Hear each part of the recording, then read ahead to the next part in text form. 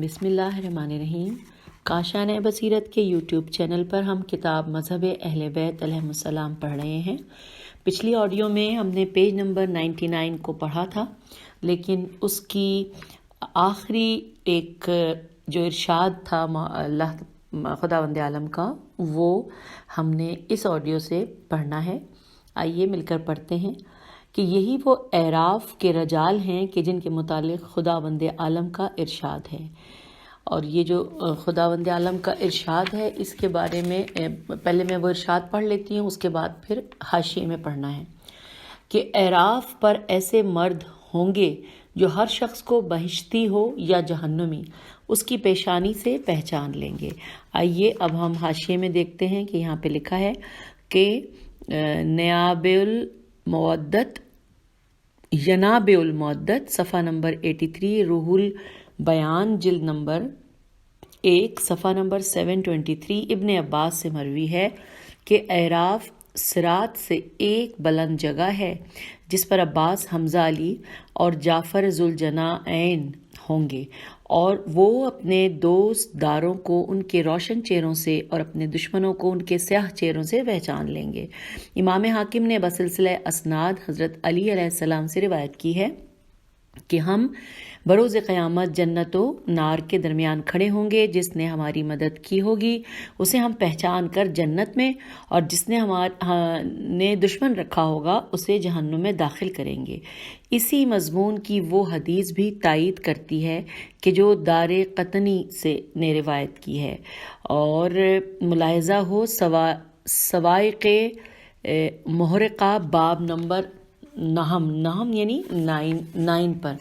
اور پھر اس کے بعد لکھا ہے کہ حضرت علی علیہ السلام نے ان 6 آدمیوں سے جنہیں حضرت عمر نے اپنے بعد خلیفہ مقرر کرنے کے لیے صاحبان شورا قرار دیا تھا، ایک طولانی گفتگو میں کہا کہ میں تمہیں خدا کی قسم دے کر پوچھتا ہوں کہ تم میں میرے سوا کوئی بھی ایسا ہے کہ جس کے بارے میں پیغمبر صلی اللہ علیہ وآلہ وسلم نے فرمایا کہ اے علی علیہ السلام تم بروز قیامت قسیم نار و جنت ہوگے؟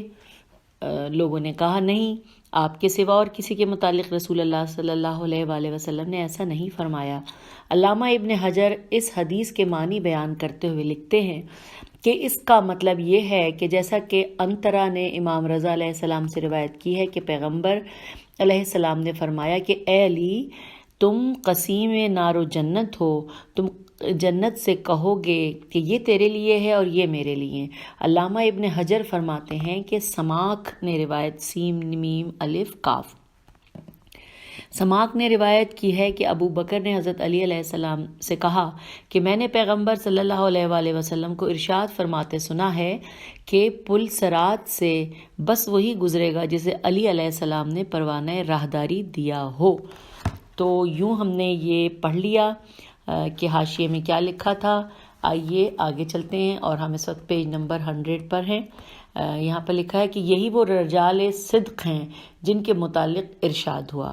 اب پھر عربی میں ہے جس کا ترجمہ ہے کہ ایمانداروں میں سے کچھ لوگ ایسے بھی ہیں کہ خدا سے انہوں نے جان نثاری کا جو عہد کیا تھا اسے پورا کر دکھایا۔ ان میں سے بعض وہ ہیں کہ جو مر کر اپنا وقت پورا کر گئے ہیں، اور ان میں سے بعض حکم خدا کے منتظر بیٹھے ہیں، اور ان لوگوں نے اپنی بات ذرا بھی نہیں بدلی۔ اب یہاں کو ہمیں پھر حاشیے میں دیکھنا ہے۔ حاشیے میں لکھا ہے کہ علامہ ابن حجر نے سوائق محرقہ باب نمبر 9 فصل نمبر 5 میں تحریر کیا ہے کہ حضرت امیر المومنین منبر کوفہ پر تشریف رکھتے تھے، اور کسی نے اس آیت کے متعلق سوال کیا۔ آپ نے فرمایا کہ یہ آیت میرے اور میرے چچا حمزہ اور چچا زاد بھائی عبیدہ بن حارث کے متعلق نازل ہوئی ہے۔ عبیدہ تو بروز بدر واصل بحق ہوئے، چچا حمزہ احد میں شہید ہوئے۔ رہ گیا میں اس بدبخت ترین مردم کا انتظار کر رہا ہوں جو میری داڑھی کو میرے سر کے خون سے خضاب آلود کرے گا۔ میرے حبیب مصطفیٰ صلی اللہ علیہ وآلہ وسلم مجھے بتا گئے ہیں۔ امام حاکم نے بھی اس مضمون کی حضرت علی علیہ السلام سے روایت کی ہے، اور اب یہ عربی میں لکھا ہوا ہے۔ یہاں پہ حاشیہ ختم ہو گیا۔ تو آئیے آگے بڑھتے ہیں کہ آگے لکھا ہے کہ پیج 101 پہ اب ہم ہیں کہ یہی وہ رجال تسبیح ہے جن کے بارے میں خداوند عالم نے ارشاد فرمایا. اب پھر جو عربی ہے اس کا ترجمہ ہے کہ ان گھروں میں خداوند عالم کی تسبیح کیا کرتے ہیں صبح و شام ایسے مرد جنہیں خرید و فروخت خدا کے ذکر اور نماز قائم کرنے زکوٰۃ ادا کرنے سے غافل نہیں کرتی. وہ لوگ اس دن سے ڈرتے ہیں جس دن میں دل اور آنکھیں الٹ پلٹ ہو جائیں گی. اور اب ہم نے اس کو حاشیے میں دیکھنا ہے. تو حاشیے میں لکھا ہے کہ مجاہد یعقوب بن سفیان نے ابن عباس سے اب آیت جو لکھی ہے اس کا ترجمہ کہ اور جب وہ کسی تجارت یا کھیل تماشے کو دیکھ پاتے ہیں تو اس طرف دوڑ پڑتے ہیں اور تمہیں کھڑا چھوڑ جاتے ہیں. کہ تفسیر میں روایت کی ہے کہ وہیہ کلثوم سامان تجارت لے کر جمعے کے دن پلٹے اور مدینے سے باہر آ کر ٹکے اور طبل بجایا تاکہ لوگوں کو ان کی آمد کی اطلاع ہو جائے. طبل کی آواز سن کر سب کے سب دوڑ پڑے اور رسول اللہ صلی اللہ علیہ وآلہ وسلم کو ممبر پر خطبہ پڑھتے چھوڑ دیا. صرف حضرت علی علیہ السلام، حسن علیہ السلام اور حسین علیہ السلام، ابو ذر و مقداد رہ گئے. پیغمبر صلی اللہ علیہ وآلہ وسلم نے ارشاد فرمایا خداوند عالم نے آج کے دن میری اس مسجد کی طرف نگاہ کی کہ اگر یہ چند نفر نہ ہوتے تو پورا مدینہ آگ سے پھونک دیا جاتا اور ان لوگوں پر اسی طرح پتھر برسائے جاتے جیسا کہ قوم لوط پر برسائے گئے. اور جو لوگ پیغمبر صلی اللہ علیہ وآلہ وسلم کے پاس مسجد میں باقی رہ گئے ان کے بارے میں خداوند عالم نے یہ آیت نازل فرمائی. تو یوں ہم نے یہ حاشیے میں پڑھ لیا کہ کون سی آیت نازل فرمائی. آئیے آگے بڑھتے ہیں. آگے لکھا ہے کہ انہی کا گھر وہ گھر تھا کہ جس کا ذکر خداوند عالم نے ان شاندار الفاظ میں فرمایا. ترجمہ پڑھتے ہیں کہ وہ قندیل ایسے گھروں میں روشن ہے جس کی نسبت خدا نے حکم دیا ہے کہ ان کی تعظیم کی جائے اور ان میں اس کا نام لیا جائے جن میں صبح و شام وہ لوگ اس کی تسبیح کیا کرتے ہیں. آئیے حاشیے میں پڑھتے ہیں. یہاں لکھا ہے ثعلبی سے عین لام بے چھوٹی ہے. ثعلبی نے اس آیت کی تفسیر میں انس بن مالک و بریدہ سے روایت کی ہے کہ پیغمبر صلی اللہ علیہ وآلہ وسلم نے یہ جو آیت ہے فی بیوت العلق کی تلاوت فرمائی تو حضرت ابوبکر نے کھڑے ہو کر علی علیہ السلام و فاطمہ الزہرا سلام اللہ علیہ کے گھر کی طرف اشارہ کر کے پوچھا کہ یا رسول اللہ یہ گھر بھی ان گھروں میں سے ہے؟ تو پیغمبر نے فرمایا بلکہ ان سے بہتر گھروں میں ہے. سبحان اللہ. آئیے آگے پڑھتے ہیں. آگے لکھا ہے کہ خداوند عالم نے آیت نور میں انہی کے مشکوات میم شین کاف واو پہ کھڑا زبر اور گول تا ہے اور اس کو ہم حاشیے میں بھی پڑھیں گے. مشکوات کے بارے میں لکھا ہے کہ اشارہ ہے کہ آیا مثل نور کا مشکوات الخ کی طرف جس کے متعلق حسن بصری اور ابو الحسن مغازلی شافعی سے روایت ہے کہ مشکوات سے مراد حضرت فاطمہ سلام اللہ علیہا، مصباح سے حسین علیہ السلام اور شجرہ مبارکہ سے حضرت ابراہیم، شرقی و غربی نہ ہونے سے حضرت فاطمہ کا یہودی اور نصرانی نہ ہونا، یکاد الزیتہا سے ان کی کثرت علم اور نور علی نور سے ایک امام کے بعد دوسرا امام اور یہد اللہ نورہ سے ان کی اولاد کی محبت مربوط ہے. اس میں کچھ مس پرنٹ ہے. تو پھر ہم آئیے آگے چلتے ہیں کہ خداوند عالم نے آیت نور میں انہی کے مشکوات کو اپنے نور کی مثال قرار دیا ہے اور اس کے تو زمین و آسمان میں بلندتر نمونے ہیں. وہ بڑی قوت اور حکمت والا ہے. یہی سبقت کرنے والے، یہی مقربان بارگاہ، یہی صدیقین، یہی شہداء و صالحین. اب یہاں پہ مقربان بارگاہ کو بھی ہم نے کالم میں پڑھنا ہے. پہلے وہ پڑھ لیتے ہیں، اس کے بعد صدیقین کو بھی ہم حاشیے میں پڑھیں گے. آئیے پہلے مقربان بارگاہ پڑھتے ہیں. اس میں لکھا ہے کہ دیمی نے جناب عائشہ سے اور طبرانی ابن مردویہ نے جناب ابن عباس سے روایت کی ہے کہ پیغمبر صلی اللہ علیہ وآلہ وسلم نے فرمایا سبقت کرنے والے تین ہوئے: موسیٰ کی طرف سبقت کرنے والے، یوشع بن نون، عیسیٰ کی طرف یاسین اور میری طرف علی بن ابی طالب. اور آگے لکھا ہے سوائق محرقہ باب نمبر 9 اور فعل نمبر 2. اچھا، اس کے بعد ہے صدیقین کا ورڈ. اس کے بارے میں حاشیے میں لکھا ہے کہ ابن نجار نے جناب ابن عباس سے روایت کی ہے کہ پیغمبر صلی اللہ علیہ وآلہ وسلم نے ارشاد فرمایا کہ صدیقین 3 ہیں: حبیب نجار مومن آل یاسین، دوسرے حزقیل مومن آل فرعون، اور تیسرے علی بن ابی طالب علیہ السلام، اور یہ علی سب سے افضل ہے. تو یہ ہم نے پڑھ لیا. آئیے آگے پڑھتے ہیں کہ یہ جملہ ہم نے یہاں سے چھوڑا تھا کہ یہی سبقت کرنے والے، یہی مقربان بارگاہ، یہی صدیقین، یہی شہداء و صالحین ہیں. انہی کے متعلق اور انہی کے دوستوں کے بارے میں خداوند عالم نے ارشاد فرمایا، جس کی اردو میں پڑھ رہی ہوں کہ اور ہماری مخلوقات میں سے کچھ لوگ ایسے بھی ہیں کہ جو دین حق کی ہدایت کرتے ہیں اور حق ہی حق انصاف بھی کرتے ہیں. اب حاشیے میں اس کے بارے میں پڑھتے ہیں. یہاں لکھا ہے زازان، زے الف زال الف نون. زازان نے حضرت علی علیہ السلام سے روایت کی ہے کہ عنقریب اس امت کے 73 فرقے ہوں گے، ان میں سے 72 جہنمی اور 1 جنتی. یہ وہ لوگ ہیں جن کے بارے میں خداوند عالم نے فرمایا ہے ممن خلقنا، اور پھر بس اتنا سا یہاں لکھا ہے کہ اور یہ لوگ ہم ہیں اور ہمارے شیعہ ہیں. کتاب علامہ ابن مردویہ صفحہ نمبر 276. جی اب ہم آگے چلتے ہیں. لکھا ہے کہ انہی کی جماعت اور دشمنوں کی جماعت کے متعلق ارشاد فرمایا. عربی چھوڑ کے ہم اردو پڑھتے ہیں کہ جہنم والے اور جنت والے دونوں برابر نہیں ہو سکتے. جنت والے ہی تو کامیاب و رستگار ہیں. تو اس کے بارے میں پھر حاشیے میں پڑھنا ہے کہ شیخ طوسی نے اپنی امالی میں یہ باسناد صحیح امیر المومنین علیہ السلام سے روایت کی ہے کہ پیغمبر صلی اللہ علیہ وآلہ وسلم نے اس آیت کی تلاوت فرما کر کہا کہ اصحاب نار وہ ہیں کہ جو علی علیہ السلام کی ولایت کو ناپسند کریں اور عہد توڑیں اور میرے بعد ان سے جنگ کریں. جناب صدوق نے بھی حضرت علی علیہ السلام سے اسی مضمون کی روایت کی ہے، اور علامہ اہل سنت موفق بن احمد نے جناب جابر سے روایت کی ہے کہ پیغمبر نے ارشاد فرمایا کہ قسم بخدا، یہ بریکٹ میں لکھا ہے علی علیہ السلام اور ان کے شیعہ ہی قیامت کے دن رستگار ہیں. تو یہ ہم نے پڑھ لیا. چلیے آپ صفحے پہ آگے چلتے ہیں کہ نیز انہی حضرات کے دوستوں اور دشمنوں کے متعلق یہ بھی ارشاد ہوا. اب ہم پیج 104 پہ آ گئے سامعین. یہ بھی ارشاد ہوا اور اس کا ترجمہ پڑھتے ہیں کہ کیا ہم ان لوگوں کو جو ایمان لائے اور عمل صالح کیا ان لوگوں جیسا قرار دیں گے جو زمین میں فساد پھیلانے والے ہیں، یا ہم نیکوکار و پرہیزگار بندوں کو بدکاروں جیسا قرار دیں گے؟ اب اس کے بارے میں پھر ہم نے حاشیے میں پڑھنا ہے. یہاں لکھا ہے کہ ابن عباس سے روایت ہے کہ یہ آیت جناب علی علیہ السلام اور حمزہ رضی اللہ اور عبید اللہ بن حارث کے حق میں نازل ہوئی ہے. پس اس آیت میں وہ لوگ کہ کرتے ہیں برائیاں عتبہ اور شیبہ اور ولید ہیں، اور وہ لوگ کہ ایمان لائے ہیں اور اچھے کام کرتے ہیں وہ جناب علی اور حمزہ اور عبیدہ ہیں.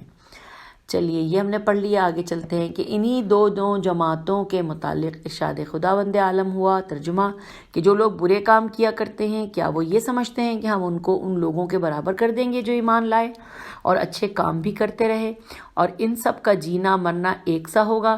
یہ لوگ کیا برے حکم لگاتے ہیں. اب پھر حاشیے میں پڑھتے ہیں. حاشیے میں لکھا ہے سوائق محرقہ باب نمبر 9 فصل اول، مطلب یہ ہمیں وہاں سے بھی ملے گا. آئیے آگے چلتے ہیں. انہی کے متعلق اور ان کے شیعوں کے متعلق خداوند عالم کا ارشاد ہے. عربی چھوڑ کے ہم اردو پڑھتے ہیں کہ بتحقیق وہ لوگ جو ایمان لائے اور عمل صالح کیا وہی بہترین خلائق ہیں. آئیے اس کے بارے میں حاشیے میں لکھا ہے کہ امام بخاری نے اپنی صحیح بخاری پارہ نمبر 3 صفحہ 16 میں بسلسلہ تفسیر سورہ حج باسناد صحیح حضرت علی علیہ السلام سے روایت کی ہے کہ آپ نے فرمایا کہ میں سب سے پہلے خداوند عالم کے حضور بروز قیامت اپنا جھگڑا پیش کروں گا. امام بخاری کہتے ہیں کہ قیس نے کہا کہ یہ آیت ان لوگوں کے حق میں نازل ہوئی ہے جنہوں نے بدر کے روز جنگ کی، اور وہ جناب حمزہ اور علی علیہ السلام اور عبیدہ بن الحارث اور عتبہ عین توئے بیہ اور شیبہ اور ولید ہیں. امام بخاری نے اس صفحے پر جناب ابو ذر سے روایت کی ہے. جناب ابو ذر قسم کھا کر کہتے ہیں کہ یہ آیت جناب حمزہ اور علی علیہ السلام اور عبیدہ بن الحارث اور عقبہ، شیبہ اور ولید کے حق میں نازل ہوئی ہے. تو یہ ہم نے پڑھ لیا ہے، اور آئیے اب ہم اس سے آگے چلتے ہیں۔ لکھا ہے کہ انہی کے متعلق اور انہی کے دشمنوں کے متعلق خداوند عالم نے فرمایا، ہم عربی کو چھوڑ کے اردو پڑھتے ہیں، کہ یہ دونوں مومن و کافر دو فریق ہیں جو آپس میں اپنے پروردگار کے بارے میں لڑتے ہیں، پس جو لوگ کے کافر ہیں ان کے لیے یہ آتشین لباس عطا کیا جائے گا اور ان کے سروں پر کھولتا ہوا پانی اڈیلا جائے گا۔ اور یہاں پہ یہ اس کا ترجمہ ختم ہو گیا۔ آگے لکھا ہے کہ انہی کے بارے میں اور انہی کے دشمنوں کے متعلق یہ آیت بھی نازل ہوئی ہے۔ اب آئیے اس آیت کا ترجمہ پڑھتے ہیں۔ یہاں پر لکھا ہے کہ بھلا وہ شخص جو ایمان والا ہو فاسق جیسا ہو سکتا ہے؟ ہرگز نہیں، دونوں برابر نہیں ہو سکتے۔ پس وہ لوگ جو کہ ایمان لائے اور عمل صالح کیا ان کے لیے جنات و ماوا ہیں، جنت کو جنات لکھا ہوگا، وہ ماوا ہیں، وہاں وہ فروکش ہوں گے۔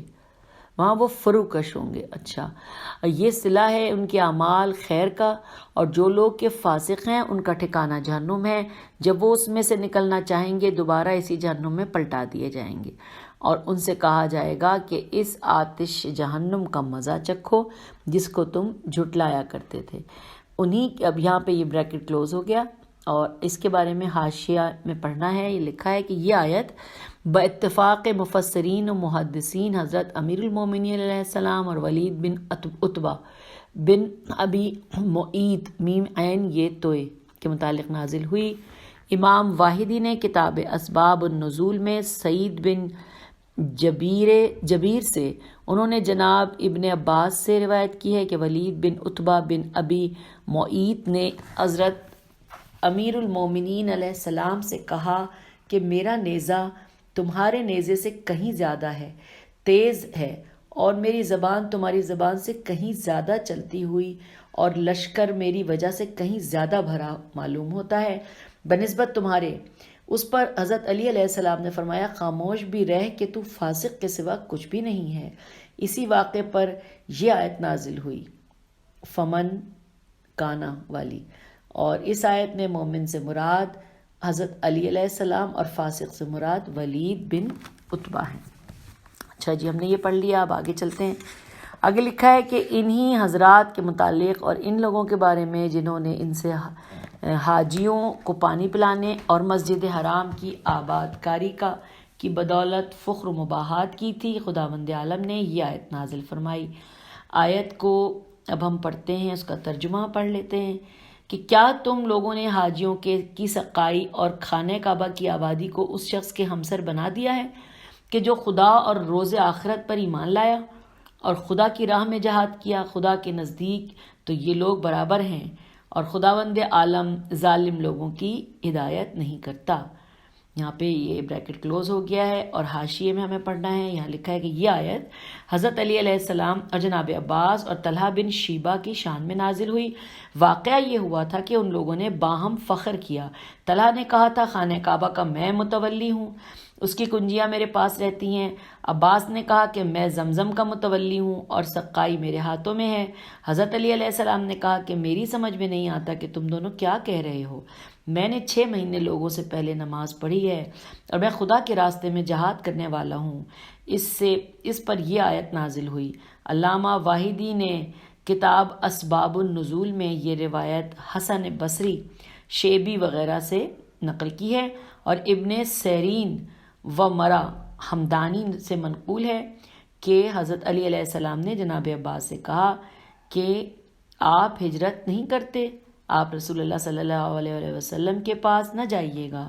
جناب عباس نے کہا، مجھے حاجیوں کی سقائی کا شرف پہلے ہی سے حاصل ہے، کیا یہ ہجرت کے شرف سے بڑھا ہوا نہیں؟ اس پر یہ آیت نازل ہوئی تھی۔ اچھا جی، ہم نے حاشیے میں پڑھ لیا کہ ایک آیت جو نازل ہوئی تھی۔ اب آئیے ہم اس سے آگے چلتے ہیں۔ یہاں لکھا ہے کہ انہی حضرات کے ابتلا اور آزمائش بعمدگی پورے اترنے اور شدائد و مصائب ہنسی خوشی جھیل جانے پر خداوند عالم نے ارشاد فرمایا، اور جو خدا نے ارشاد فرمایا ہم اس کا ترجمہ پڑھتے ہیں کہ لوگوں میں کچھ ایسے بھی ہیں جو خدا کی خوشنودی کے لیے اپنی جان بیچ ڈالتے ہیں، اور خدا اپنے بندوں پر بڑا مہربان ہے۔ اور اب ہم نے حاشیے میں پڑھنا ہے۔ حاشیے میں لکھا ہے کہ امام حاکم نے مستدرک جلد نمبر 3 صفحہ نمبر 4 پر جناب ابن عباس سے روایت کی ہے کہ قالا شرع علی نفسہ ولیسا صوب النبی الحدیث، جناب ابن عباس نے کہا کہ حضرت علی علیہ السلام نے اپنا نفس فروخت کیا اور پیغمبر صلی اللہ علیہ وآلہ وسلم کی چادر اوڑھی۔ امام حاکم نے تصریح کی ہے کہ یہ حدیث بخاری و مسلم کی معیار و شرائط پر بھی صحیح ہے، لیکن ان دونوں نے لکھا ہے نہیں۔ ذہبی ایسے مشتدد بزرگ ہیں نے بھی تلخیص مستدرک میں اس کی صحت کا اعتراف کیا ہے۔ امام حاکم نے اسی صفحے پر امام زین العابدین علیہ السلام سے یہ روایت بھی کیا ہے کہ پہلے وہ شخص جنہوں نے اپنے نفس کو خوشنودی خدا کے لیے بیچا وہ علی ابن ابی طالب ہیں، جبکہ وہ شب ہجرت پیغمبر صلی اللہ علیہ وآلہ وسلم کے بستر پر سو رہے تھے۔ پھر امام حاکم نے اس موقع پر حضرت علی علیہ السلام نے جو اشعار فرمائے تھے وہ اشعار نقل کیے ہیں، جن کا پہلا شعر یہ ہے۔ اب جو یہ نیچے شعر لکھا ہے اس کا ترجمہ پڑھتے ہیں کہ میں نے جان پر کھیل کر اس بزرگ کی حفاظت کی جو ان تمام لوگوں سے جو سرزمین پر بطحا پر چلے اور جنہوں نے خانہ کعبہ و حجر اسود کا طواف کیا بہتر اور افضل ہے۔ تو یوں یہ حاشیے کا ہم نے پڑھ لیا۔ آئیے اب آگے چلتے ہیں۔ آگے لکھا ہے کہ نیز یہ بھی فرمایا، یہ بھی ارشاد فرمایا۔ اب یہ عربی ہے جس کا ہم ترجمہ پڑھ رہے ہیں کہ لکھا ہے کہ اس میں تو شک نہیں کہ خدا نے مومنین سے ان کی جانیں اور ان کے مال اس بات پر خرید لیے ہیں کہ ان کی قیمت ان کے لیے بہشت ہے۔ اسی وجہ سے یہ لوگ خدا کی راہ میں لڑتے ہیں تو کفار کو مارتے ہیں اور خود بھی مارے جاتے ہیں۔ یہ پکا وعدہ ہے جس کا پورا کرنا خدا پر لازم ہے، اور ایسا پکا ہے کہ توریت اور انجیل اور قرآن سب میں لکھا ہوا ہے، اور اپنے عہد کو پورا کرنے والا خدا سے بڑھ کر اور کون ہے؟ تو تم اپنی خرید فروخت سے جو تم نے خدا سے کی ہے خوشیاں مناؤ، یہی تو بڑی کامیابی ہے۔ یہ لوگ توبہ کرنے والے، عبادت گزار، خدا کی حمد و ثنا کرنے والے، ان کی راہ میں سفر کرنے والے، رکوع کرنے والے، سجدہ کرنے والے، نیک کام کا حکم کرنے والے اور برے کام سے روکنے والے، اور خدا کی مقرر کی ہوئی حدوں کے اوپر نگاہ رکھنے والے ہیں۔ اور اے رسول صلی اللہ علیہ وآلہ وسلم ان مومنین کو بہشت کی خوشخبری دے دو۔ تو یہاں پر یہ ترجمہ ختم ہوتا ہے۔ اس کے بعد لکھا ہے کہ نیز یہ بھی ارشاد ہوا۔ اب وہ جو ارشاد ہے آئیے اس کا ترجمہ پڑھتے ہیں۔ لکھا ہے کہ جو لوگ کہ اپنے مالوں کو رات اور دن میں ظاہر بظاہر اور چھپا کر رائے خدا میں خرچ کرتے ہیں، ان کے لیے ان کا صلہ ہے کہ ان کے پروردگار کے نزدیک ان کے لیے نہ کوئی خوف ہے اور نہ وہ اندوہ گیر ہوں گے۔ اس کے آگے لکھا، یہ ختم ہو گئی یہ ترجمہ۔ اس کے آگے لکھا ہے کہ انہی نے صدق دل سے پیغمبر صلی اللہ علیہ وآلہ وسلم کی سچائی کی تصدیق کی، اور خداوند عالم نے ان کی اس تصدیق کی ان الفاظ میں گواہی دی۔ عربی ہے، ترجمہ لکھا ہے۔ اور یاد رکھو کہ جو رسول اکرم صلی اللہ علیہ وآلہ وسلم سچی بات لے کر آئے ہیں اور جس نے ان کی تصدیق کی، یہی لوگ تو پرہیزگار ہیں۔